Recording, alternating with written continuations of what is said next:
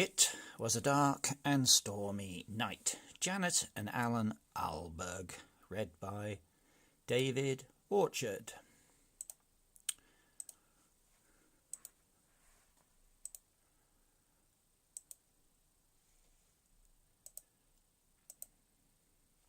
Chapter 1. Antonio and the Brigands. It was a dark and stormy night. The rain came down in torrents. There were brigands on the mountains, and wolves. And the chief of the brigands said to Antonio, "On board. Tell us a story." Antonio was a small brave boy, 8 years old, who had been kidnapped by the brigands and carried off to their secret cave. He scratched his curly head, puffed out his cheeks, and said, "I don't know any stories." "Make one up," growled the chief. "Yeah," said the brigands. "Begin at the beginning." "Righto," Antonio said, and he paused for a moment and began his story. "It was a dark and stormy night," said Antonio. It was all he could think of.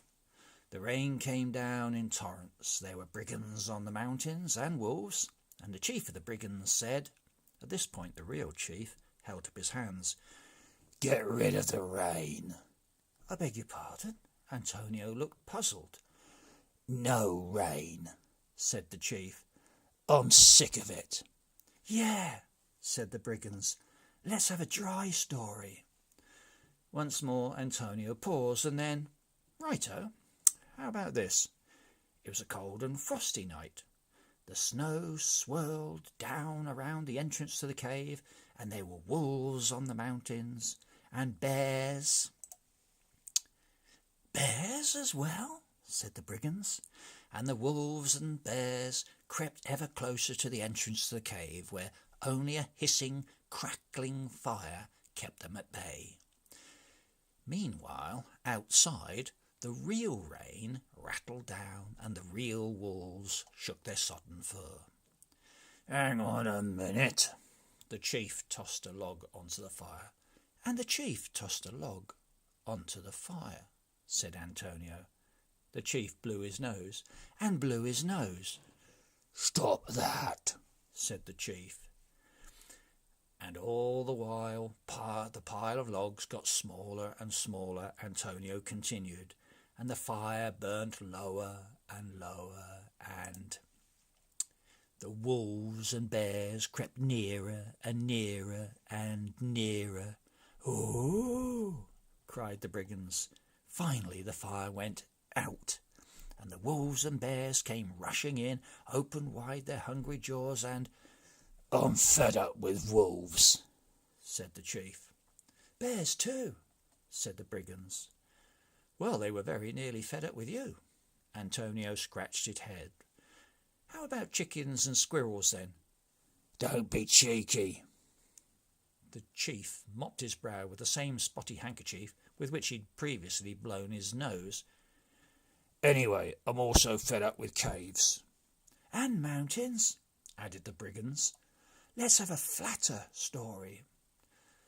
By the way, in case you were wondering, Antonio had been captured by the brigands, all 6 of them, that very evening down in the valley. He was supposed to have been guarding his family's goats, but had been caught napping and kidnapped by the brigands. They kidnapped a couple of kids too, baby goats that is, and stole a line of washing. Now, with lanterns flickering in the high wind and rain lashing their faces, Antonio's deeply worried parents, Mr. and Mrs. Panetta, were out upon the mountainside, searching for him. Chapter 2. The Preposterous Ambush. Antonio puffed out his cheeks and fidgeted.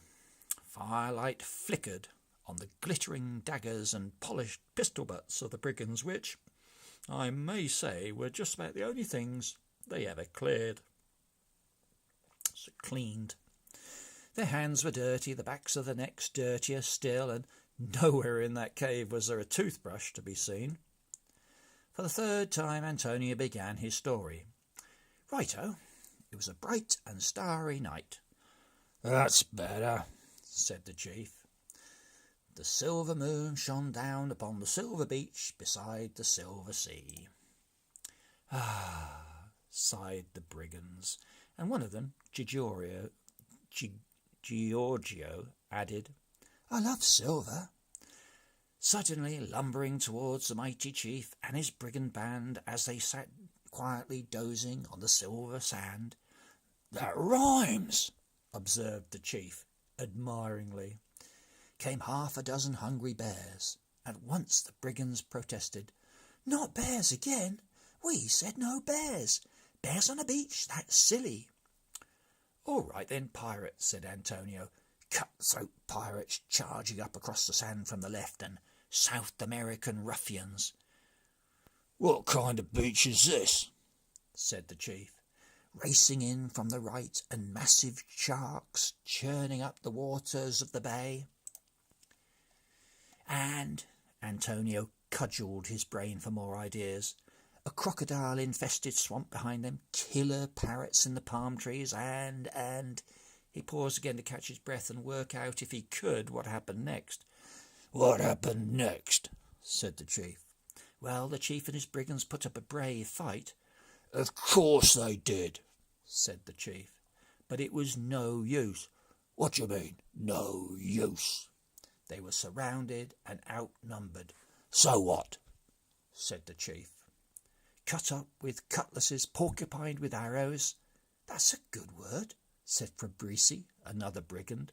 Swallowed alive by sharks and crocodiles, Pecked nothing. The disgruntled chief staggered to his feet. I'll tell you what really happened. Yeah, tell him, chief, cried the brigands. The chief said the chief, taking over the story, Come on, then, follow me. Whereupon, without flinching and with never a thought for his own safety, the mighty chief battled his way through that preposterous ambush. With one arm tied behind me, him, he wiped the beach with the pirate chief, the ruffian chief, and the shark, and crocodile chiefs come to that. And the parrot chief, said the brigands. And him. After that, he led his grateful band of brigands. 3 cheers for the chief, yelled Giorgio. His grateful band to... At this point, the chief's hitherto lively invention began to falter. To a place of safety. What place, chief? Inquired the brigands.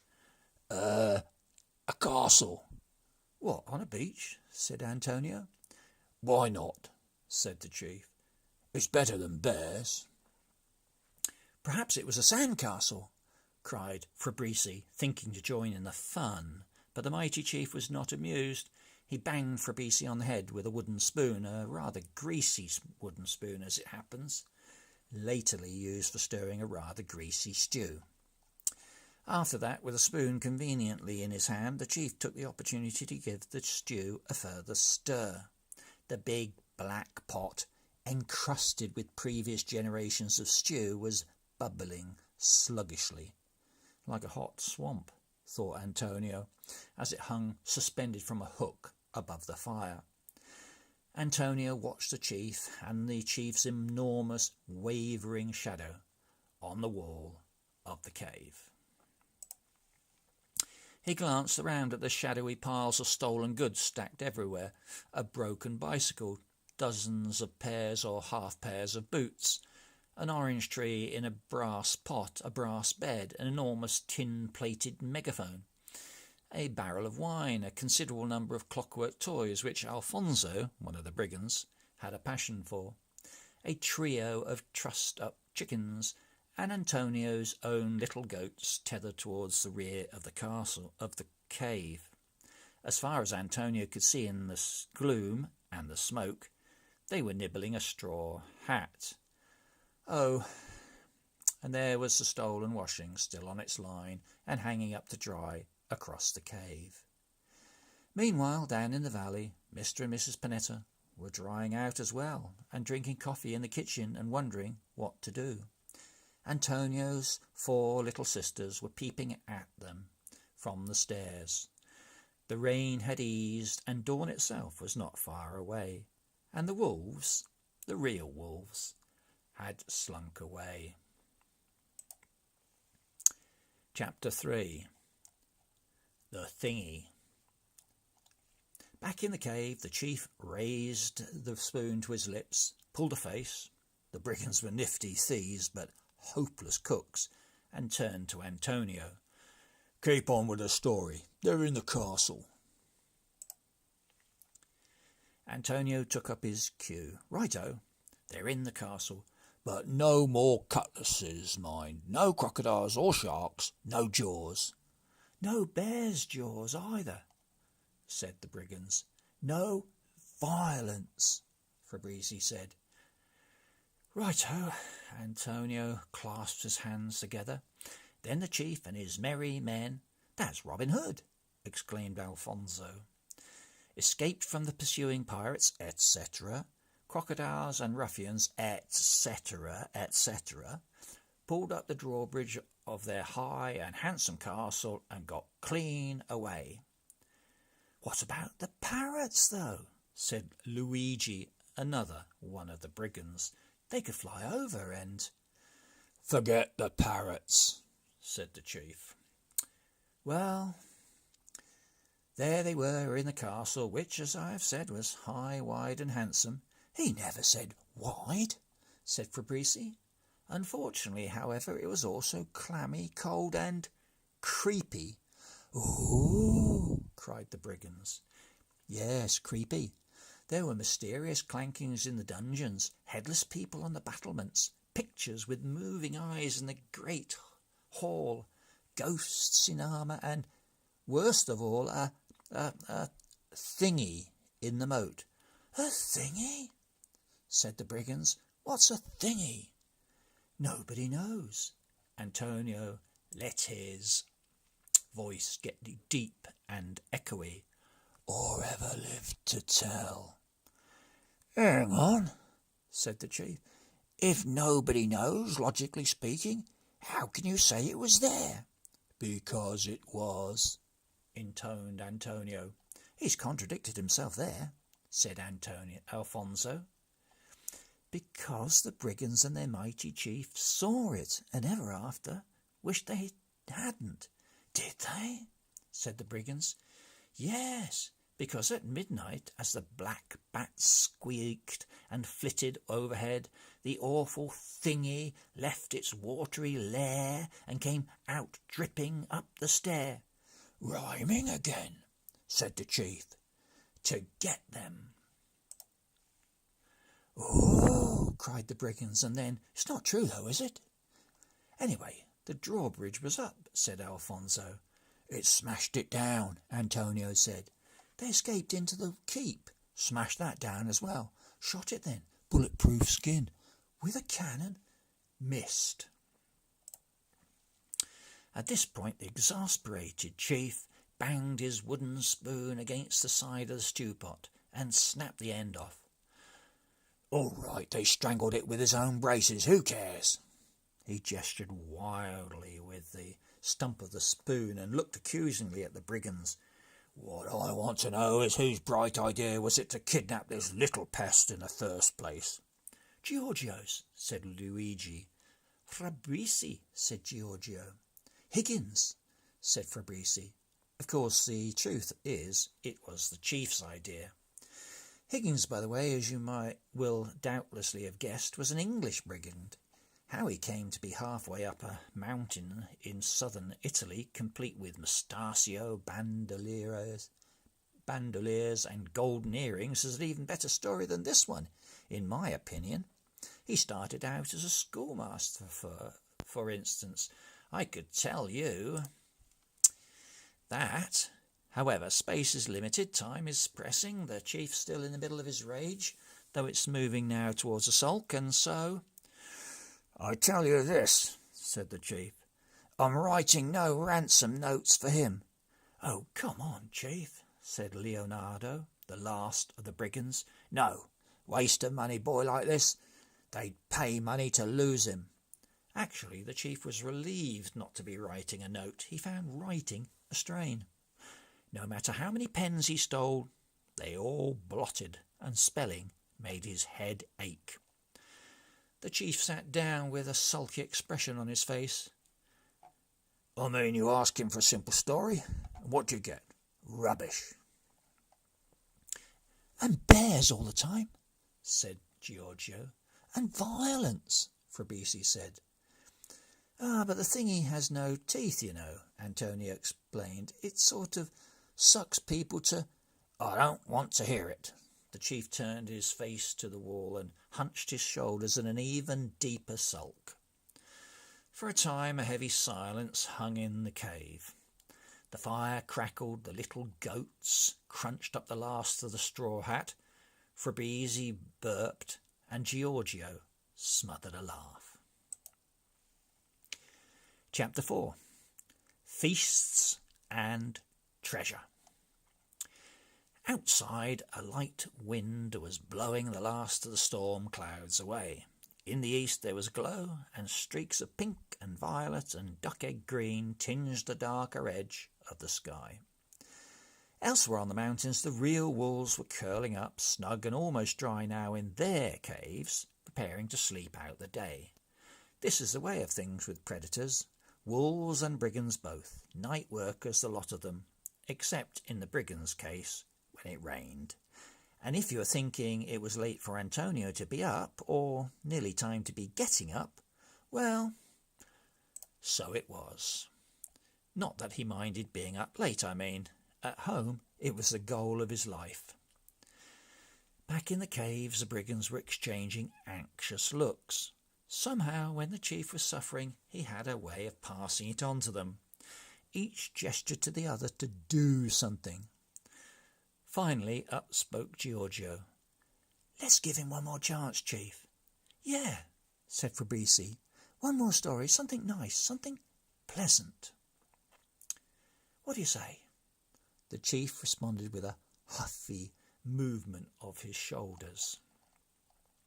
The brigands gestured to Antonio to make a start.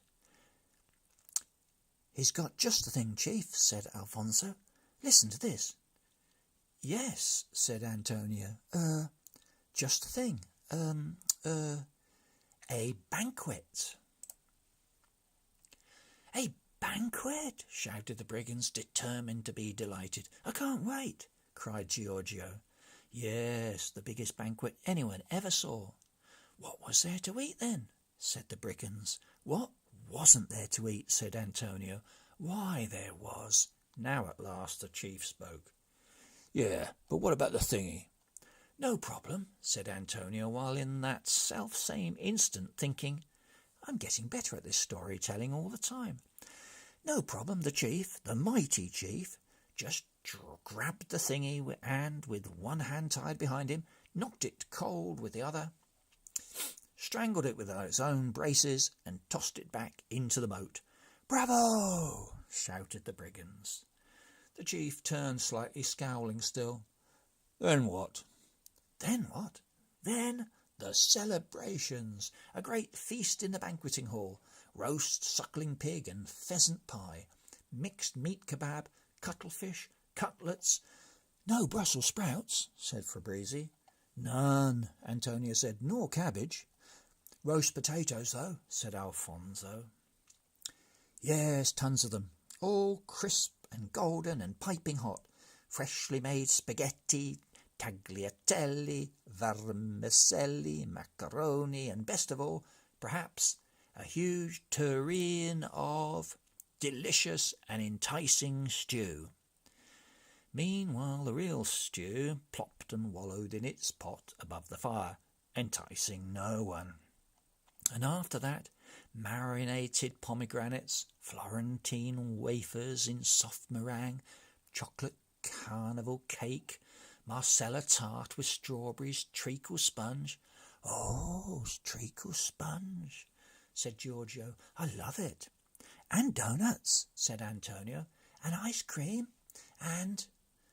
What flavours? The chief had turned round completely now and more or less lost his scowl, i.e. just looking normally menacing. Let's have chocolate mint, began Fabrizi, but the others shushed him. "What flavours would you like?" said Antonio. "Neapolitan," said the chief. "Neapolitan?" Antonio puffed out his cheeks. "Amazing! That's mostly what it was. Bowls and bowls of it." He caught the rueful expression on Fabrizi's face. "Well, with a little chocolate mint chip. It too, perhaps." Fabrizi beamed. "And then the cheese," Antonio declared. "Camembert and brie and gorgonzola and wine, Chianti by the gallon, poured into crystal goblets." "Lovely!" cried Luigi. "I could do with a drink." "And after that," Antonio said, "the games." "Games?" said Giorgio. "I'm too full to move." "Me too," Fabrizi said. "I'll burst." "No, let's play," said the chief, now fully recovered it seemed and back in charge, and he said, "What games?" "Pass the parcel," said Antonio. "No," said the chief. "Simon Says." "No." "Blindsman Bluff, musical chairs, treasure hunt, spin the—" "That's the one," said the chief. "Treasure hunt." "Yes, treasure." And Alfonso rolled the word round in his mouth and rubbed his hands. "Right-o," Antonio said. When the feast ended, the mighty chief and his bulging brigands— "Ha!" cried the brigands, left the washing up and spread out through the castle to hunt for treasure. "Did they have any clues?" said Luigi. "Lots. Maps and all sorts. And the treasure—" "Was it real?" said Alfonso. "That they presently found was utterly amazing. Massive chests of gold and silver." "I love it," said Giorgio. "And jewels in abundance, by the sackful. Rubies, emeralds, amethysts, pearls and diamonds of enormous size." "Bag's eye the pearls," said Fabrizi. "Bag's eye the rubies," Leonardo said. "Well, they brought the treasure back into the banqueting hall. Yes, staggered in with it, spread it out upon the floor where it glittered and shone and shared it out." "No, they didn't," said the chief. "One for you and one for me." "No," said the chief. "You've got that wrong. It's the first law of brigandry. Any treasure is the chief's." "What about finders keepers?" "That's it," said the chief. "They find it, I keep it." Chapter 5. Gorgonzola. Once more silence returned to the cave. The brigands shuffled uncomfortably in their places and sought to avoid the chief's gaze. "Well," said Antonio, "they were going to share it out, only the mighty chief said no, it was all his, and he gathered it up, every last ruby and pearl, into a huge sack, and tied it up with a rope, and sat on it." "Doesn't seem fair," muttered Fabrizi. "What was that?" said the chief. Fabrizi ducked his head and pretended to search for something in his pockets.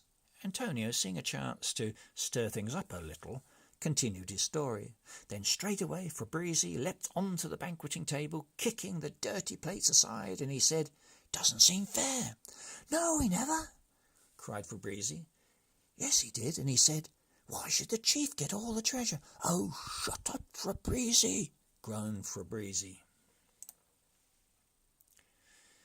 "After that, Giorgio leapt onto the table." "No," protested Giorgio, and he said, "I agree with Fabrizi, and what I say is, if the law says that the chief gets all the treasure, let's take it in turns to be the chief." "Bravo!" cried Luigi and Leonardo and Alfonso and Higgins, and they leapt onto the table. At that moment Higgins, the real Higgins, made his first, and as it turned out, only contribution to the proceedings. "I know. Let's have a vote." "Vote?" growled the chief. "Vote? Take it in turns? What is all this? I've been chief for years, and my father before me. Your father was a baker, Giorgio, and yours a band leader, and yours, Fabrizi, a caprineri, i.e. a policeman. Fabrizi hung his head in shame, while Giorgio, to console him, whispered, "Yes, but his mother was a brigand." Anyway, Antonio was determined to complete his story. Then what happened was the mighty chief rose to his feet and he said, "Silence, scum!" But the brigands weren't having this. "Don't you call us scum, you old trout," cried Fabrizi. And the real chief, to the real Fabrizi, said, "Fabrizi." And Fabrizi, said Antonio, Fabrizi, driven beyond endurance, picked up a lump of gorgonzola from the cheese board and hurled it at the chief. "And missed," said the chief, and hit him in the eye. Whereupon Giorgio, the real Giorgio, to his own obvious dismay, failed to smother his laughter this time and burst out with it. And that did it, probably. More than the insults or the thingy, more than the gorgonzola even, being laughed at, pushed the mighty chief over the precipice of his own temper and into a tremendous rage. His face went red, then purple, and his beard bristled. "No respect," he spluttered. He lurched across the cave. "I'll get you, Giorgio. And you, Fabrizi. And you. However, in his haste to be revenged, the chief dislodged the stew pot from its hook, at which point the stew poured out upon the fire, and a stewy fog immediately enveloped the cave.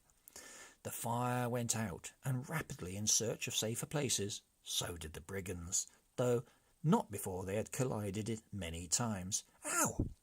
yelled Giorgio, and trodden on each other's toes. "That really hurt," bawled Alfonso, and terrified themselves. "What's that?"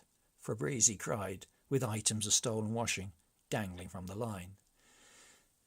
Meanwhile, the chief, the mighty chief, uttering unprintable threats, had also blundered about in the confusion. He got pecked a couple of times by the trussed-up chickens which had struggled free.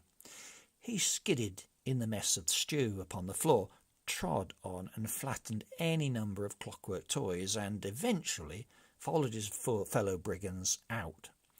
Then, by and by, as the clouds of not-too-fragrant fog dispersed, Antonio, unnoticed and forgotten, made his way out. On the way, he tripped over and subsequently picked up the enormous tin-plated megaphone. As Antonio stood at the entrance to the cave in the early morning light, looking down into the valley, an interesting scene presented itself. A line of leaping, scrambling brigands was tumbling down the hillside with a wildly gesturing and loudly swearing mighty chief in hot pursuit. Antonio studied the scene for a moment and slowly raised the megaphone to his mouth. Chapter 6. Antonio and the Megaphone. The brigands and the chief ran down the slope. "The brigands and the chief ran down the slope," announced Antonio, blundering into thorns and stinging nettles. "Blundering into thorns and stinging nettles." And grazing their shins and knees onto the sharp rocks. And grazing their shins and knees on the sharp rocks. They came to the river, plunged in, and struggled through its icy water to the further bank. Its icy waters to the further bank. Then on they ran, and ran. And from that day to this, or so the story goes, they never came back. They never came back. Antonio's megaphone voice, that's a good word, he thought, boomed out across the valley. The tiny, distant, dripping figure of the puffed-out chief turned and shook his fist. "You can say that again," he yelled. "And never came back," Antonio replied. After that, he untethered the little goats, tucked an abandoned dagger into his belt for a souvenir, and descended the steep path to his parents' farmhouse. In the bright white kitchen, Mr. and Mrs. Panetta were preparing to renew their search. Antonio's sisters, still in their nighties, were gathered at the breakfast table, dipping crisp golden rolls into dishes of hot chocolate. Antonio could smell the chocolate even before he opened the door, and the rolls too. Well, no sooner had he appeared than his mamma and papa grabbed him and hugged and kissed him for coming back and shook him and scolded him for going away. "But I was kidnapped, mamma," protested Antonio, as his sisters formed a warm and chocolatey scrum around him. "A likely tale," his papa said. "By brigands," Antonio cried, and he laid his brigand's dagger on the table as proof. Later, Antonio sat at the table with his own rolls and chocolate, to be followed shortly afterwards by a boiled egg, a toasted mozzarella sandwich, a couple of peaches, freshly picked, and more chocolate. Better than a banquet, he thought. His sisters sat beside him, their chins cupped in their hands, their huge eyes fixed on his face. "Tell us about the brigands," they cried, "and the mighty chief, and the cave. Yes, tell us a story." Antonio paused and licked a dribble of chocolate from his chin. The kitchen was quiet. His mamma and papa were watching him too. "Righto," Antonio said, and he pushed his cup and plate aside, licked his lips just one more time, and began his story. It was a dark and stormy night.